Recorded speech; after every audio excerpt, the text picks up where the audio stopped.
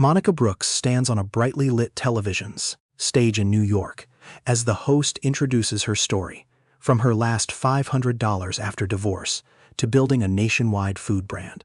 The audience applauds, but Monica remains calm, reflecting on a journey far more painful than inspirational headlines suggest. Years earlier, she was a stay-at-home mother in Charlotte, raising Maya and Noah while her husband Marcus worked in sales. Their life once felt stable and loving. Monica devoted herself fully to her family, believing she was building something meaningful at home. Marcus, however, slowly changed. Late nights, frequent business trips, and emotional distance replaced the man she once knew. The truth surfaced when Monica found a restaurant receipt in Marcus's pocket, dated the same night he had missed their anniversary dinner. Soon after, she saw him with another woman. When confronted, Marcus admitted he had been seeing someone else for nearly a year. Not long after, divorce papers arrived, carefully prepared in advance. Monica, without income or assets in her name after 10 years at home, was left with almost nothing. The court process was brutal. Marcus's legal team emphasized her lack of recent work experience and financial independence. Monica was granted only limited custody rights at first, allowed to see Maya and Noah on a schedule. Standing outside the courthouse with $500 left to her name, she realized her old life was gone. She moved in with a friend, Denise, and began applying for any job she could find. After repeated rejections due to her employment gap, she finally got work washing dishes in a small family restaurant. It was humbling, but she learned quickly, worked hard, and slowly earned respect in the kitchen. One day, when the head chef fell ill, Monica stepped in and saved the service. A customer later told her the food felt like home. That moment changed everything. She began cooking seriously, inspired by her late mother's recipes, and eventually started selling food from a small setup in a parking lot using her last savings. At first, only a few customers came. Then word spread. Her food, simple but deeply comforting, began attracting crowds. A local video went viral, and Monica's kitchen was born. Over time, she upgraded to a food truck, gaining media attention and business offers. But success came with a cost: more time away from her children. When a national expansion deal threatened to take her further from Maya and Noah, Monica refused it. She chose balance over growth. Now, on the stage in New York, Monica understands her story is not just about success. It is about loss, rebuilding, and choosing what truly matters. Again and again. Monica Brooks' final day in court arrived quietly, but it changed everything. She wore an old Navy suit from her pre-motherhood days, realizing how far she had drifted from the confident woman she once was. In court, Marcus's legal team emphasized her 10-year gap in employment and lack of income, while Monica's lawyer argued her unseen contributions as a full-time mother. But the numbers on paper carried more weight than memories or sacrifices. When the hearing ended, Monica was granted only a small settlement and, more painfully, limited custody rights. Maya and Noah would remain with Marcus until she could prove financial stability. After legal fees and debts, she was left with only $500 and no home to return to. Standing outside the courthouse, Monica understood her old life was over. She called her college friend Denise, who immediately offered her a place to stay. In Denise's small apartment, Monica struggled with the silence. No children's voices, no routines, no purpose, she recognized. She began searching for work but faced constant rejection. Employers saw a 10-year gap and dismissed her immediately. Even basic survival became difficult, and she moved into a tiny rented room behind a grocery store to survive. Eventually, Monica accepted a dishwashing job at a small restaurant managed by Rick. The work was exhausting and far below her past experience, but she showed up every day without complaint. Slowly, Rick noticed her discipline and quiet strength. One day, he asked why she was washing dishes instead of working in the kitchen. Monica simply replied that this was the only job she could get. During this time, Monica continued visiting Maya and Noah under court order. The visits were short but emotionally painful. Noah still clung to her with love, while Maya had grown more distant. Each goodbye reminded Monica how much she had lost. One night, while unpacking old belongings, she found her late mother's recipe book. Inside was a note reminding her that food could bring hope, and that she must first bring hope to herself. For the first time in months, something inside Monica stirred. She had lost her marriage, her home, and her identity, but not completely her past. That small spark, buried under exhaustion and hardship, became the first quiet step toward the life she would eventually rebuild. From that day, Rick began giving Monica small tasks in the kitchen. During slow hours, she helped prep vegetables, mix sauces, and organize ingredients. It didn't take long for the staff to notice she had real skill, better seasoning instincts, and better kitchen flow than many beginners. Cooking wasn't just a job for her, it was something she understood deeply. But her personal life remained painful. The days she met Maya and Noah were the hardest. Every goodbye at the park felt heavier than the last. One day, Maya asked softly, "Are you okay, Mom?" Monica forced a smile and said she was trying. Maya simply replied, "I know you'll make it." Those words stayed with Monica like fuel she didn't realize she needed.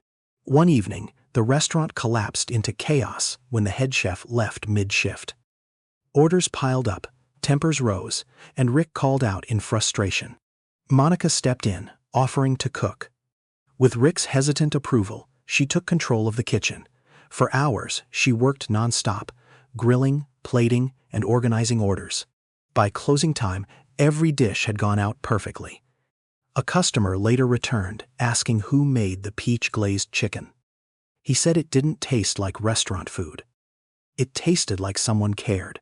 Then he handed Monica a business card and told her she shouldn't spend her life washing dishes, but selling food instead.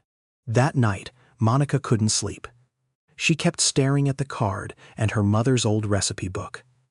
The next morning, she visited a farmer's market, quietly studying how people sold food, while fear and possibility fought inside her.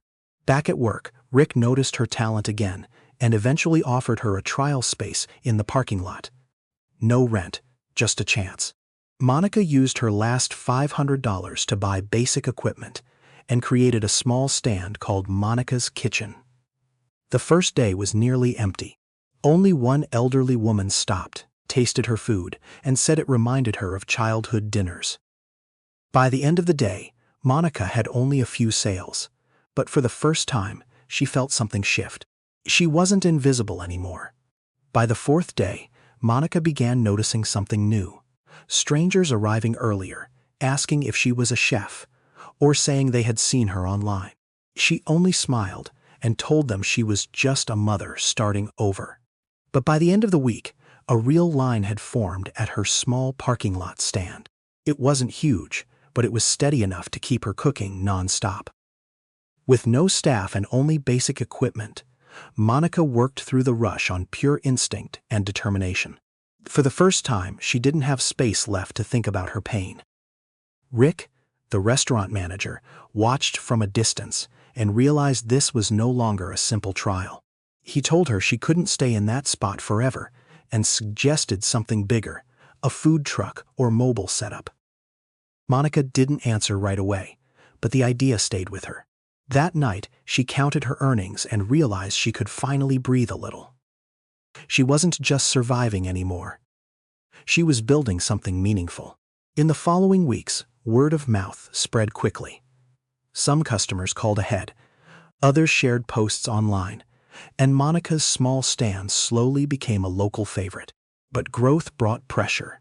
Long hours, exhaustion, and physical pain became part of her daily life. Still, she kept going for Maya and Noah, who remained her deepest motivation. One day, a food blogger asked to feature her story, and Monica agreed. The article spread quickly, bringing even more customers. She realized she wasn't just selling food. She was selling comfort, memory, and feeling. Soon after, she received a call inviting her to a weekend food fair. It was her first step beyond the parking lot. The scale terrified her, but she accepted. At the event, everything went wrong: equipment failures, rising pressure, and a thinning crowd. For a moment, she nearly gave up. Then Rick arrived and told her she wasn't lacking equipment, only adaptability. Monica adjusted her menu, simplified everything, and focused on what worked. Slowly, customers returned. By the end of the day, she had earned more than ever before. It wasn't just profit. It was proof she could survive at the next level. After Monica's food truck video went viral, everything accelerated. What started as a simple parking lot setup turned into a recognizable brand almost overnight. Invitations came from food blogs, local events, and eventually a regional food company that offered to fully upgrade her truck and help her scale. Rick told her plainly she was standing at a fork in the road: stay small and stable or grow bigger, with no way back. Monica chose growth. The upgraded truck changed everything. She was no longer just cooking. She was managing orders, schedules, staff, and growing demand. Her food began attracting steady crowds, and her name started spreading beyond her city. But success came with pressure. Long hours, constant exhaustion, and the growing expectation to perform at a higher level made her life heavier than ever. Even so, Monica still kept her weekend visits with Maya and Noah. Those moments, however, became more difficult. Maya began noticing her mother's absence more sharply, while Noah still clung to hope. One day Maya asked why she was always late. Monica had no answer that could make it easier. At the same time, Marcus filed for primary custody, arguing stability. The news hit Monica hard. Her success was rising, but her role as a mother was now legally at risk. She realized for the first time that business success did not equal family stability. She began restructuring her operations, hiring help, and limiting expansion so she could be more present. But the pressure didn't stop. A national TV show eventually invited her to tell her story. After hesitation, Monica agreed. The appearance turned her into a nationwide inspiration. Her story of starting over from $500 spread widely. Offers multiplied again, and her brand grew even larger. But after the broadcast, something inside her shifted. Maya quietly told her she was proud, but also missed her being there. That sentence stayed with Monica longer than any applause. Standing between growing fame and her children's distance, Monica understood the cost of everything she had built. Her life was no longer about survival or success alone. It was about whether she could still remain present in the lives of the two people who mattered most. And this time, the choice ahead would not be easy to balance. Maya and Noah changed over time. Noah remained the same, cheerful, running into Monica's arms whenever they met, talking about baseball as if nothing had changed. Maya, however, became quieter and more distant, not out of lack of love, but because she had grown used to her mother coming and going with her work. One autumn afternoon, Monica arrived early and without her usual rush. When the children arrived, Noah ran to her, but Maya only watched for a moment before approaching slowly. "Are you busy today, Mom?" she asked. Monica shook her head. "Not today. I'm here today." Maya hesitated, then asked, "The whole day?" Monica nodded. "The whole day." For once, Maya said nothing more. She simply sat beside her mother and leaned her head on Monica's shoulder. In that quiet moment, Monica felt something she had almost lost returning, even if only briefly. That night, she opened her mother's recipe book again. This time, she wasn't looking back at the past, but searching for balance. She realized a painful truth. Everything she had built still hadn't answered the question of how to truly live while building it. A week later, a major investment group offered to expand Monica's kitchen into a national brand. It was the biggest opportunity of her life: more trucks, more locations, more fame. But when Monica looked at the contract, she didn't see freedom. She saw more travel, more pressure, and less time with her children. She quietly asked for time to think. That night, Rick told her she stood at a crossroads.